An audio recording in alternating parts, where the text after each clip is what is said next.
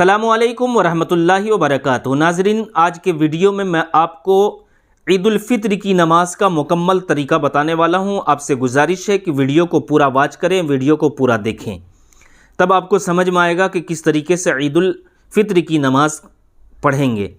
और मैंने सोचा कि आपको ईद उल फित्र की नमाज से पहले इसलिए मैं वीडियो अपलोड कर रहा हूं ताकि आपको सीखने का मौका मिल जाए, आराम से आप जो है आप सीख सकते हैं।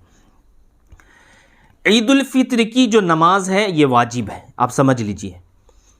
इसका अदा करना ज़रूरी है, नहीं करेंगे अदा तो गुनहगार होंगे। मर्द पर ईद उल फित्र की नमाज वाजिब है और औरत पर ईद उल फित्र की नमाज वाजिब नहीं है, आप समझ लीजिए।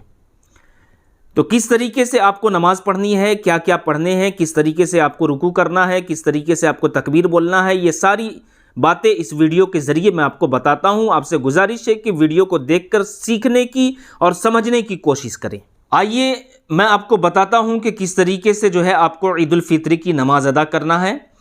तो सबसे पहले तो आप समझ लीजिए कि आपको नियत करनी है, और नियत जो है दिल के इरादे का नाम है, समझ लीजिए। नियत दिल के इरादे का नाम है। आपने नियत दिल में कर लिया तो आपकी नियत हो जाएगी, लेकिन ज़बान से कह लेना अफजल है, ज़बान से कह लेना बेहतर है। किस तरीके से आपको नियत करनी है मैं आपको करके बता देता हूँ, पढ़कर बता देता हूँ, आप याद कर लें।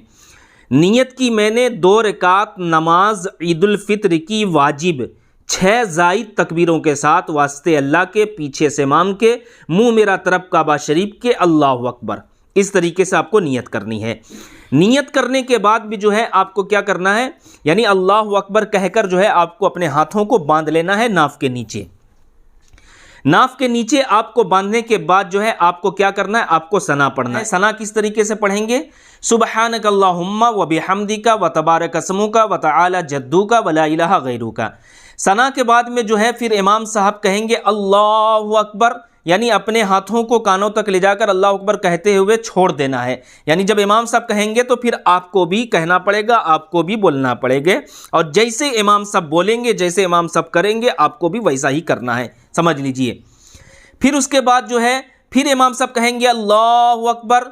फिर उसके बाद जो है आप अपने हाथों को यानी कानों तक ले जाना है। कानों तक ले जाने के बाद अल्लाहु अकबर कहते हुए हाथ को छोड़ देना है। फिर उसके बाद जो है इमाम साहब कहेंगे अल्लाहु अकबर। फिर आपको जो है इसी तरीके से करना है, अल्लाह अकबर कहते हुए। इस बार आपको हाथ छोड़ना नहीं, बल्कि इस बार आपको हाथ को बांध लेना है। ये 3 तकबीर हो गई, और मैंने आपको पहले बताया था कि 6 ज़ायद तकबीर है, 3 पहले फिर 3 बाद में है। अब आपको मैं बताता हूँ कि किस तरीके से जो है तकबीर बोलनी है, तकबीर पढ़नी है। उसके बाद जो है इमाम साहब किरात करेंगे। किरात करने के बाद यानी अलहम्दु शरीफ सूरत मिलाएंगे। अलहम्दु शरीफ सूरत मिलाने के बाद जो है रुकू करेंगे, सजदा करेंगे।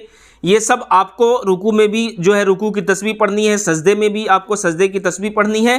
फिर उसके बाद जब दूसरी रकात के लिए इमाम साहब खड़े होंगे तो सबसे पहले जो है इमाम साहब क्या करेंगे, आप जो है किरात करेंगे।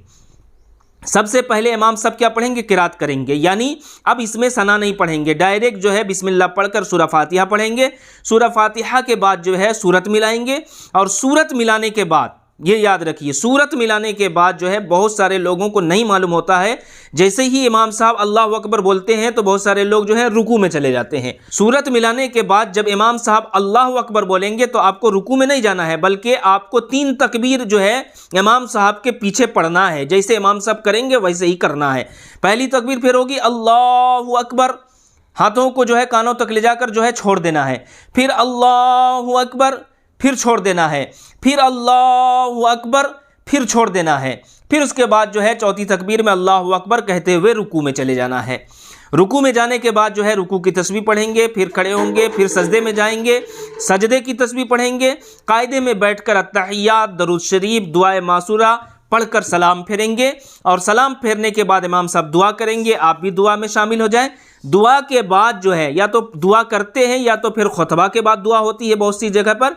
तो पहले जो है ये याद रखिए, जुमा की नमाज में पहले खुतबा पढ़ा जाता है नमाज से पहले, और ईद की नमाज में नमाज के बाद खुतबा पढ़ा जाता है। तो आपको खुतबा भी सुनना है। खुतबा के बाद जो है फिर आप जो है दुआ से फारिग हो जाएं। फिर सब मुसलमान जो है गले मिले, मुसाफा करें, आपस में मिले, सबको दुआएं दें, आप सबकी दुआ लें। इस तरीके से मुकम्मल ईद की नमाज आपको पढ़नी है। आपसे गुजारिश है कि अगर आपको समझ में आया हो तो आगे इस वीडियो को शेयर कर दें, हमारे चैनल को ज़रूर सब्सक्राइब करें। अस्सलामु अलैकुम व रहमतुल्लाहि व बरकातुहू।